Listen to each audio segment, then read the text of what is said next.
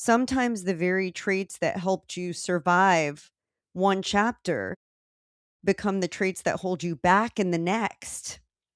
And that can be a trap. So I think reinvention oftentimes can feel like a trap. I think many of us approach it the same way we would approach a diet. We think, okay, tell me what to do. Give me the plan. Where's my meal prep plan? Give me the checklist of what I need to grocery shop for. What are the steps?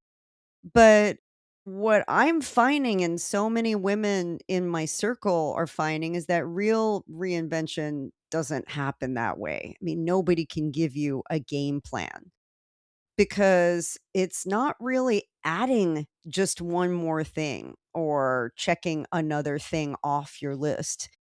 Oftentimes it's shedding something. And that's really uncomfortable, especially when you've built your life around that. The identity, we are so identity focused. So we're not just changing habits. In a way, we're changing a whole belief structure about ourselves, about our, immediate environment, how we're going to really kind of rise up is that we have to change that story, that belief that's set that we are identified by a certain characteristic or a certain set of accomplishments in our lives.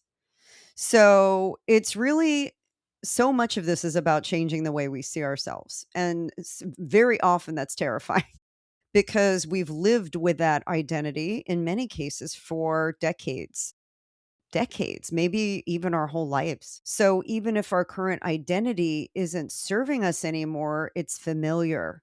And humans, we love familiar.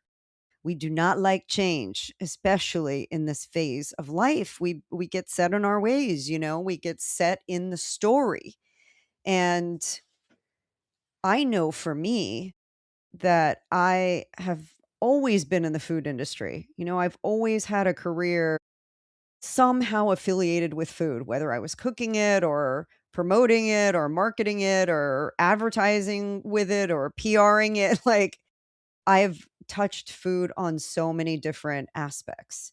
And food is what I know. Food is visceral for me, and I love it. I love having my hands in it. I love writing it about it. I love, just the art of making food. I love talking about it.